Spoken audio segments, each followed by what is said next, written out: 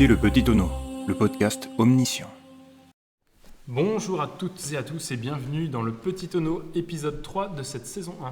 Merci d'être de plus en plus nombreux à nous écouter, même si les statistiques vont pas tout à fait dans ce sens, mais voilà, vous êtes toujours de plus en plus nombreux. Nous avons aujourd'hui la chance de recevoir l'ancien président de l'Afrique, Nelson Mandanda. Et à cette occasion, j'ai pu apprendre quelques mots d'africain. Salam alaikum Nelson, Amdoulila la baise. Ça va impeccable, Nif. Je te remercie, mon Jérém. Merci de nous recevoir dans ta cuisine. Studio d'enregistrement, pardon. Et toi, Paul, comment ça va ? Eh ben ça va, même s'il y a encore quelqu'un qui est venu faire caca chez moi.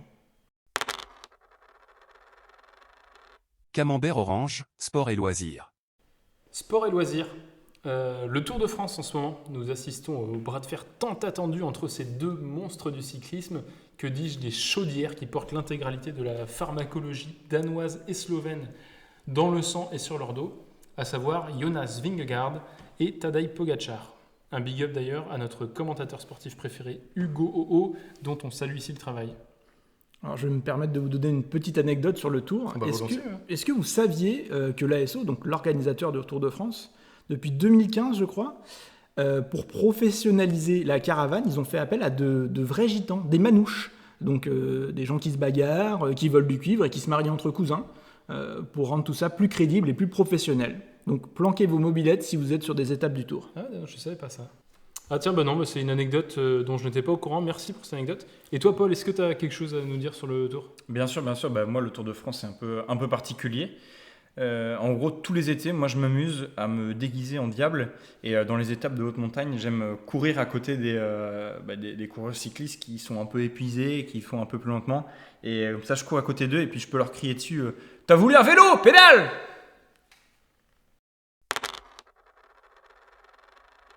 Camembert vert, science. Science et nature donc. Nous prenons une question du professeur Butch, porte-parole officiel de la fratrie Grenaille. Les Transformers peuvent-ils choisir leur genre au moment où ils se transforment ? On rappelle d'ailleurs le hashtag qui est un peu notre étendard au Petit Tonneau, le hashtag pro-LGBTQIA++. Et d'ailleurs, le Petit Tonneau, c'est une nouveauté, sponsorisera le char de la Gay Pride 2024 de Béziers. Bip bip.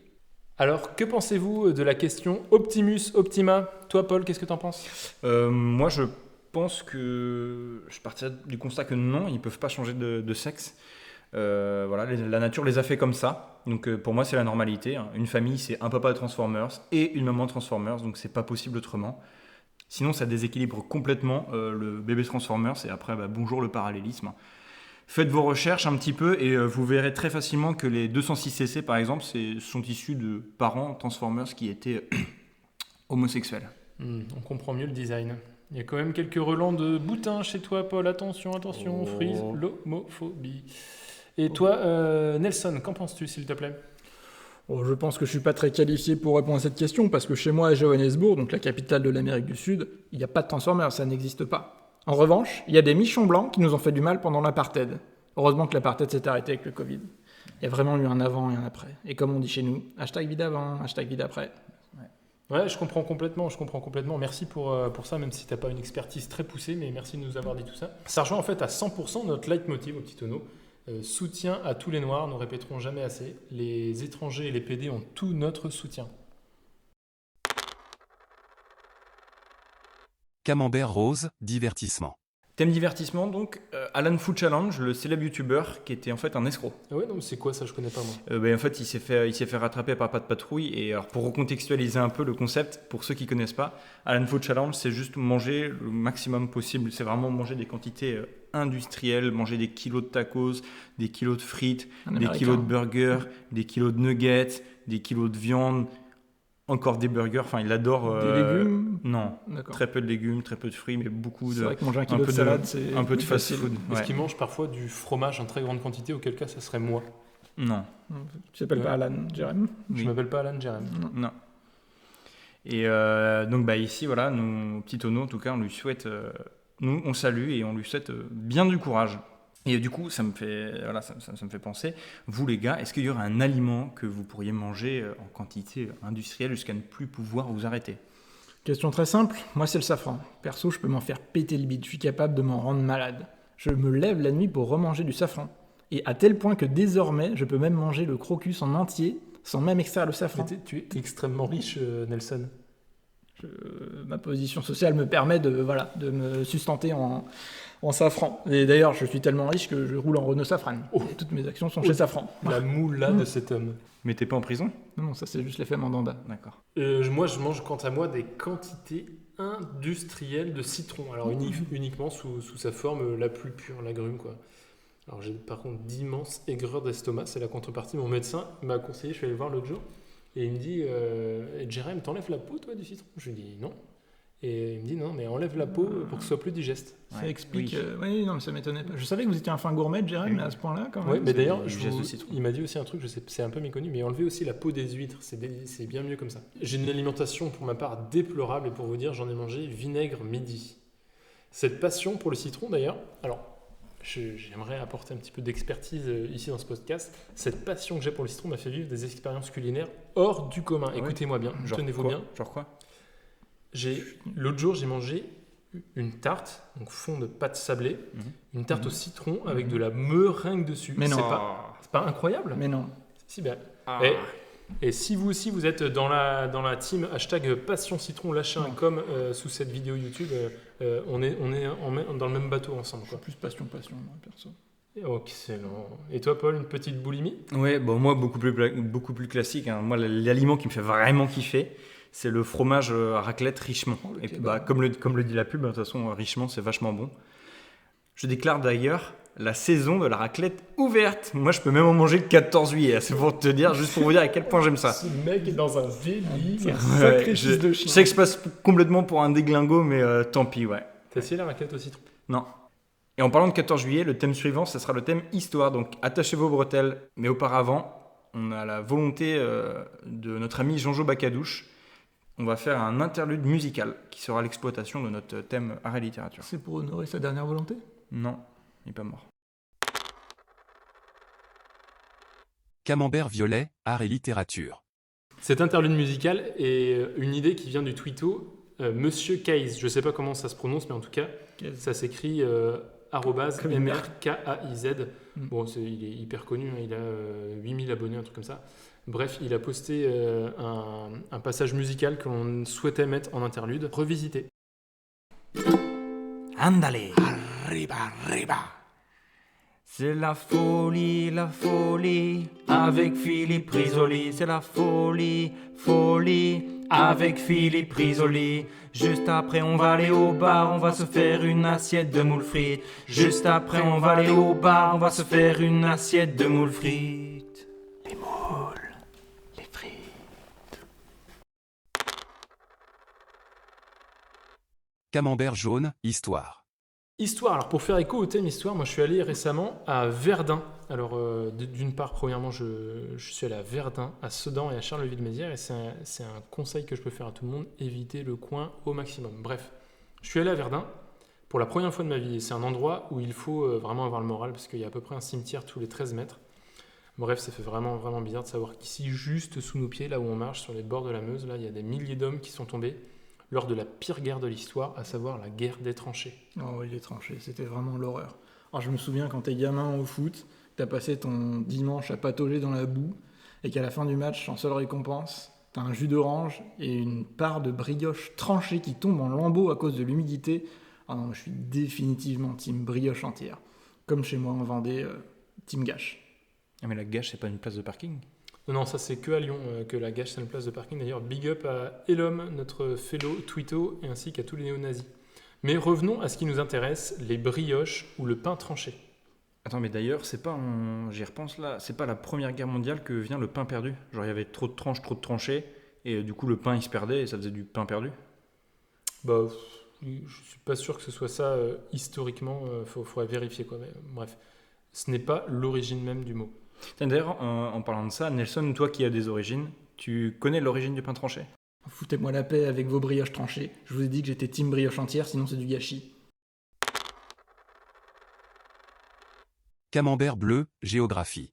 Géographie fluviale pour changer. Cette fois, ça sera les fleuves. Nous allons répondre à Chèche qui nous demande quelle est la meilleure façon de prendre un silure dans l'oignon. Excusez-moi, j'aimerais qu'on précise avant, est-ce qu'on parle de l'oignon du Doubs ou l'oignon de Loire-Atlantique, car ça n'a rien à voir. Bah, pour moi, c'est clairement dans l'oignon de la Loire-Atlantique, parce que c'est... C'est un jeu de mots qu'il voulait faire. Non, l'oignon de Loire-Atlantique, ça m'étonnerait vraiment, et le cours d'eau est trop petit. Bah, enfin, je veux dire, les silures, tu peux les abriter n'importe où. Non, vraiment, je pense que c'était vraiment juste une blague qu'il voulait faire. Même, enfin, il y a eu des brochets records pêchés dans l'oignon en Loire-Atlantique, c'est relié au lac de Grand-Livre. Non, l'oignon, le jeu de mots, le double sens. Peut-être que t'as raison, mais dans ces cas-là, quelle l'heure? Bah, toi, tu penses que c'est quoi? Bah, moi, c'est évident, je pense que c'est la potée de verre. Pour le silure, t'as rien de mieux que le naturel. C'est ça qu'il aime, le naturel. Le silure, je veux dire, la meilleure façon de prendre un silure dans l'oignon, pour moi, clairement... Non, les gars, c'est vraiment l'oignon. Il voulait juste faire un jeu de mots avec l'oignon, le cul. C'est vraiment le leurre de surface. Tu mets une frog dans les herbiers, ou alors tu mets un whopper plopper, enfin, ça l'énerve vraiment. C'est les leurres de surface, puis en plus, c'est beaucoup plus fun. Je vous assure que c'est vraiment juste un jeu de mots qu'il voulait faire avec l'oignon. Prendre un silure dans l'oignon, dans le cul. Comment se mettre un silure dans le cul, en gros. Donc, c'est quoi? Et ben, après, c'est logique, quoi. Tu mets un peu de vaseline, tu commences par des civelles, ensuite des anguilles. Tu peux même, si tu veux, des brochets, parce qu'il a un bec un peu pointu, c'est plus facile. Et puis après, tu finis par un bon gros silure dans le cul, quoi. Tu te godes le cul avec un silure? Je gode mon cul avec un silure. Hashtag godage de cul avec silure. Si vous êtes aussi team godage de cul avec silure. Si vous aussi vous godez le cul avec des silures, n'hésitez pas à nous lâcher un max de com et un max de like. Et les carpis, c'est pour vous qui aimez vous goder le cul au bord de l'eau. Les carpis, vous vous faites sucer par les carpes? Donc, on va passer à la partie reco culturelle, parce qu'on approche de la fin du podcast. Paul, est-ce que tu as une recommandation culturelle à nous faire? Bien sûr. Moi, je vais recommander un artiste que j'adore. C'est la chaîne YouTube de Squeezie, le YouTuber. Et en gros, il fait plein de choses, des threads d'horreur. Il fait des vidéos hyper bien montées, hyper bien produites, avec plein de guests. On a pu apercevoir, par exemple, SCH. Et il fait aussi le GP Explorer. Et vraiment top, quoi. N'hésitez pas à aller regarder. J'irai découvrir, je connais pas, mais... Non, si, ça s'écrit comment? Un énorme Squeezie, comme ça se prononce. Et c'est un énorme YouTuber. Il est très connu. À la fin? Non.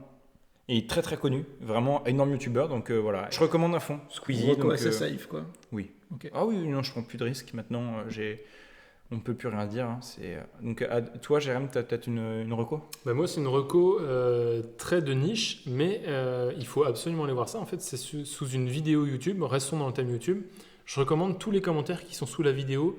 Brochet record du monde, 1m70, qui est en fait une petite blague faite par des enfants préadolescents qui pêchent un petit brochet et qui uploadent leurs vidéos de bas de gamme. Voilà, c'est bon enfant. Par contre, il y a énormément de commentaires en dessous qui sont très très premier degré. Et j'aimerais vous en lire quelques-uns parce que c'est vraiment de la pépite. C'est une vidéo à peu près à 600 000 vues, c'est ça, non? C'est une vidéo qui est assez connue, qui doit avoir 95% de pouces rouges parce que les gens aimeraient tellement voir ce brochet à 1m70 alors que c'est un petit brochet. Bref, ils déversent leur rage de ne pas voir ce brochet à 1m70 qui est en fait pas un record de France. Je vous lis quelques petits extraits. Il y en a un qui met « Bien sûr, 1m70 ». Un autre commentaire. « J'ai perdu 2 minutes 10 de ma vie. C'est plutôt 17 cm, tocard ». Une autre encore. « Ton brochet fait juste 35 cm et pas 1m70. Et le record du monde du plus gros brochet, il est de 1m37 fait au lac du Bois-Léman. » Alors celui-ci me plaît beaucoup. Attention aux intellectuels, vous allez faire peut-être un AVC. MDRRRR, putain, ça va loin là. Non mais sérieux, il n'y a pas de rester pour le pike, bordel. À cette heure, pélo, tu sais pas pêcher. Tu balances un, il est joli celui-là. Tout ça pour un 35-40 cm, même pas. Pour moi, un joli, c'est dans les 80 cm. La pélo, c'est rien en fait. Et puis ensuite, mes deux préférés, qui sont des pépites, mais il y en a à peu près 1000 comme ça, donc vous pouvez les vous éclater. Mes deux préférés sont... Le premier vient de Kerry Lénard, 83-35. Sa connerie aussi, elle fait 1m70. Oh, c'est envoyé ça. Et le top 1, c'est quand même Good Fishing 69-31. Pauvre France. C'est exceptionnel, ça me régale. Et c'est d'ailleurs une petite aussi passion secrète, si je peux me permettre une reco là-dessus. Ah, ça va être ta reco donc. Exactement, comme je vois que vous êtes sur les commentaires YouTube un peu dark. Alors moi j'en ai un qui sort du Diable Beauvert. Et je sais que Jérém, toi qui es amateur de belle gastronomie. Ah, j'adore ça. C'est une vidéo qui s'appelle Les secrets de Paul Bocuse. C'est tout simplement une pub, je pense, pour une casserole en fonte, présentée par une jeune présentatrice Et Légèrement vêtu, je me permets. un peu légèrement vêtu. Mais pas tellement en fait. Mais pas tant que ça. Et quand on voit les commentaires, c'est splendide. Avec des commentaires qui... Je vous en citerai un seul pour vous donner l'eau à la bouche. On dirait le scénario d'un film de Boule. Enfin, si on peut encore dire Boule à la radio. Oui. On peut dire ici, Boule. ouais. J'ai dit PD tout à l'heure. C'est pas un gros mot. C'est déjà la fin de ce podcast Le Petit Tonneau de la saison 1 de l'épisode 3. On vous remercie de nous avoir suivis jusqu'au bout et on vous salue tous. À bientôt. C'est ciao. Salut mon pote. Est-ce que c'est bon pour vous?